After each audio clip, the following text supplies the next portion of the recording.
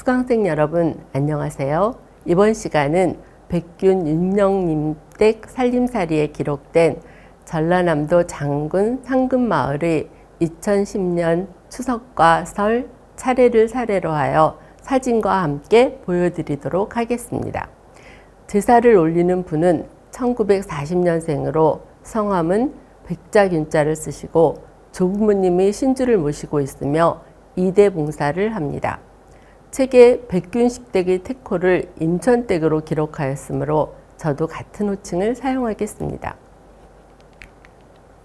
오늘날 명절 차례는 설과 추석에 올리고 있습니다. 차례는 기제사를 드리는 조상에게 올리며 기제사와 달리 아침에 올립니다. 차례상에 올리는 음식은 지역이나 집안, 가정마다 차이가 있으나 대부분 기존의 재래 음식에 명절 특별식을 더 올리고 있습니다. 또 평일이 되는 기제사와 달리 명절은 휴일로 지정되어 있어 참석하는 후손들이 많아지게 되므로 차례 음식을 더 풍성하게 차리기도 합니다. 차례 음식이 원래 기제사보다 풍성하게 차리는가의 답은 모든 집이 반드시 그렇지 않고 그래야만 하는 것도 아닙니다. 다만 우리는 기제사와 명절 차례를 중시해 왔습니다. 또 재래 음식은 함부로 다르지 않는다고 여겼으므로 재래를 올리고 나서 음식을 먹을 후손이 많으면 그만큼 많이 차리게 됩니다. 이 댁에서는 조부모님이 신주를 대청의 감실에 봉안하였으므로 차례를 올리는 장소 역시 기제와 같이 대청마루에서 올립니다. 제상 뒤로는 병풍을 치고 차례상은 기제와 마찬가지로 다리가 긴 탁자를 사용하였습니다. 먼저 차례 음식을 진설합니다. 제사상은 대수도에 따라 조부모님 제상, 부모님 상을 따로 차리기도 하고 재래 음식은 그대로 두고 매와 객만 바꾸기도 합니다. 또 이댁과 같이 한 상에 같이 차리기도 합니다. 설 아침의 세배는 부모님께 먼저 한 후 조부모님께 하지만 제사는 윗세대부터 드림으로 같이 올리지 않는다면 할아버지 할머니가 먼저이고 그 다음 부모님의 순으로 올립니다.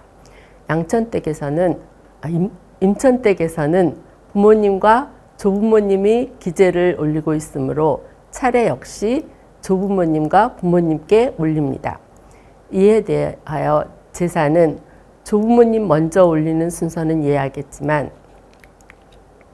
세배는 왜 부모 먼저이냐는 의견이 있을 수 있습니다. 할머니와 할아버지 그리고 부모와 손주들이 한 방에 앉아 있으면서 세배는 부모에게 먼저 해야 해요 라고 하며 손주들이 부모님께 세배를 먼저 한다면 분명히 이상하다고 생각할 수 있습니다. 그러나 큰아들, 작은아들들이 있다면 모두 각자 방에서 본인의 자녀에게 세배를 받은 후 큰방이나 사랑에 모여 부모 세대들이 먼저 본인의 부모인 조부모에게 절을 올리고 그 다음 손주들이 함께 세배를 올립니다. 상을 당하면 상복을 입는데 상복에 오복제도가 있어 촌수에 따라 다릅니다. 굉장히 복잡하다고 여기지만 이는 단순하게 보면 사람이 가깝고 먼 친소 관계를 나타내고 있습니다. 부모는 1촌이고 조부모는 2촌이지만 직계는 촌수가 아닌 대수로 말을 합니다. 추석 차례상을 살펴봅시다.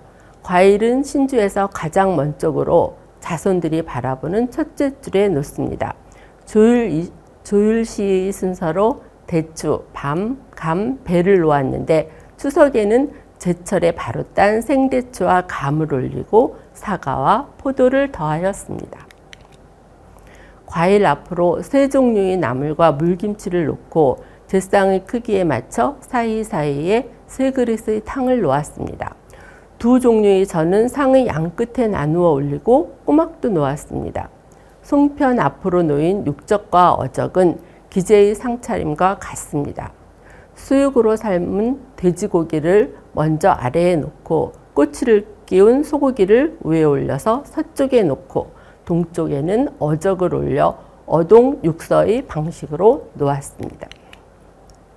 이때의 동서 방향은 주택의 방향과 상관없이 신주가 놓인 방향을 북쪽으로 여기고 과일이 놓인 자리가 남쪽입니다. 밥과 미역국을 올리고 추석의 별식인 송편을 떡으로 놓았습니다. 제사상의 상차림은 조상님이 계시듯이 차립니다. 식후에 먹는 과일과 간식은 가장 먼 자리에, 나물이나 물김치 등 평소에도 먹는 음식보다 고기와 생선 등 맛있는 음식을 앞으로 놓아드리고, 떡과 같이 평소에 자주 할 수 없는 별식은 가까이에 놓습니다. 이 댁에서는 조부모님은 신주를 모시고 있으나 부모님은 지방을 씁니다.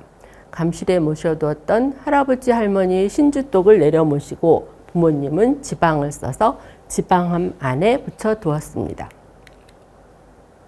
조상의 위치는 대수가 높은 쪽을 서쪽으로 놓아 자손이 보는 방향에서 왼쪽부터 순서대로 오른쪽으로 놓습니다. 사진에서 조금 더 크고 옅은 색의 나무 상자는 조부모님 신주가 들어있는 주독이고, 짙은 색은 부모님이 지방을 붙인 함입니다. 이 사진은 설의 차례상입니다. 추석 차례상과 같이 조율시로 과일을 놓았지만 계절이 겨울이니만큼 대추는 건대추를 놓았고 감은 꽃감을 올렸습니다.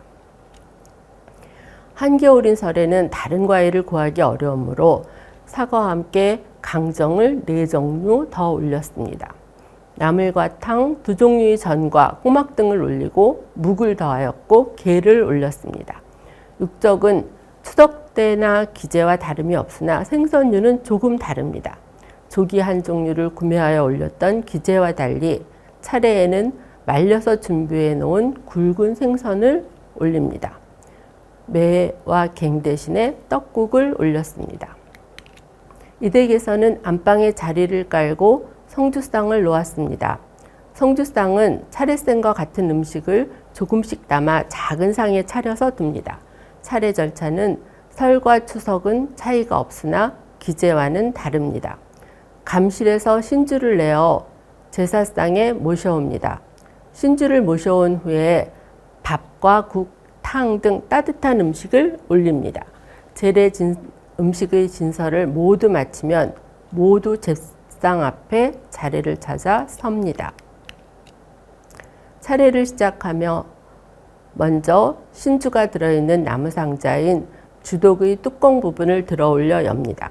지방을 붙이면 이러한 출주가 필요하지 않지만 지방도 함에 넣었다면 마찬가지로 조부모님 다음으로 부모님이 지방함을 열어야 합니다. 신주는 보이는 모습보다 복잡한 구조로 되어 있으며 돌아가신 분의 혼백이 드나든다고 여겼습니다. 조상을 뵙는 마음으로 2번 절을 합니다. 남자는 평소에 어른을 뵈면 1번 절을 하지만 제사나 회갑년, 결혼의 패백 등 의례에서는 연속해서 2번 하는 제배를 하고, 여자들은 남자의 2배로 4배를 했습니다. 이는 여자들이 신분이 낮거나 힘들게 하려고 했던 것이 아니고, 남자는 양의 수인 홀수로, 여자는 음으로 보아 짝수로 하여 남자는 1번, 여자는 2번을 하였고, 의례에서는 그 2배의 절을 하였습니다. 음양으로 보면 손등이 양이고 손바닥은 음입니다. 어느 것이 더 좋고 크고 강함을 나타내는 것이 아니라 상대적인 이분법의 분류입니다. 하늘은 양이고 땅은 음인데 하늘은 높고 땅이 낮다는 이해는 옳지 않습니다. 땅이 없으면 하늘도 없습니다. 불은 양이고 물은 음으로 보는데, 물로 불을 끌 수는 있어도 불로 물을 막기는 어렵다고 해서 물이 더 강하다고 할 수는 없는 것과 같습니다. 유교에서 말한 부부유별도 남편과 아내는 구별해야 하며 남편과 아내는 다르다는 의미이지 높고 낮은 차이가 있다는 뜻은 아니었습니다. 다시 차례를 살펴보겠습니다. 개독을 한 후에는 향을 피우고 모두 절을 합니다. 명절 차례는 각 조상에게 한 잔의 술을 올리는 단언을 하여 충문도 읽지 않습니다. 할아버지와 할머니, 아버지와 어머니께 모두 술을 한 잔씩 올린 후 장남이 제배하고 조금 물러납니다. 모인 자손 모두 다시 제배를 올려 차례를 마칩니다. 차례가 끝나면 조상님께 올렸던 술이나 음식을 한 입 먹고 마시는 것은 음복례라고 하며 제례 절차에도 있습니다. 제가 드릴 수 있는 이야기는 제사상은 술 석잔의 밥상이고 차례상은 술 한 잔의 안주상이라는 점입니다. 제례 음식은 곡류와 육류, 어류, 채소, 과일 등을 골고루 올립니다. 곡류는 밥, 떡, 두부 등이고 육류는 소고기나 돼지고기, 닭고기 등이며 어류는 비닐이 있는 생선과 조개, 게 등의 갑각류, 낙지와 문어 등의 두 종류도 많이 올립니다. 채소나물과 과일도 올립니다. 이러한 재료로 구운 적, 말린 포, 부친 전, 데친 나물 등 여러 가지 요리법으로 요리하였습니다. 가장 기본 제례 음식은 술과 과일, 포라고 할 수 있습니다. 부모님과 함께 기존에 올리던 제사상에 가지고 우리 집 진설도를 한번 그려보시는 것도 좋을 것 같습니다. 추석과 설에는 성묘를 하였습니다. 추석 때는 여름이 지나서 잡초가 무성할 때이므로 벌초가 필요하고 설은 한 해의 시작이므로 조상을 찾아뵈었습니다. 오늘날에는 설에 한 해를 시작하지 않지만 농경사회에서는 음력이 중요하여 음력의 설은 한 해를 시작하는 때였습니다. 설날을 정조라고 하였는데 이는 아침 조자를 쓰고 추석의 석은 저녁 석자를 썼습니다. 한 해의 아침과 저녁에 차례를 올리는 것입니다. 설에는 다시 한 해를 시작하는 감사와 한 해 동안 돌봐주시기를 바라는 마음으로 제를 올리고 추석에는 한 해의 평안함을 감사하며 풍성한 수확으로 한 해를 마무리할 수 있도록 감사의 제를 올렸을 것입니다.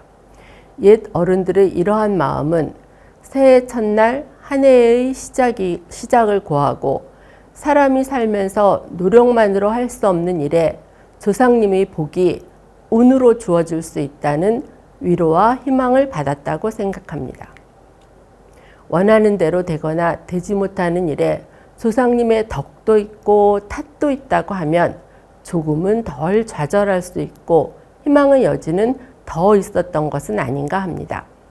한국의 차례와 기제는 낳아주시고 길러주신 은혜에 보답하는 자손의 마음과 죽은 후에도 가족들이 잊지 않고 집안의 어른으로 기억되고 소중하게 대우를 받을 수 있다는 서로 간의 약속과 같은 것입니다.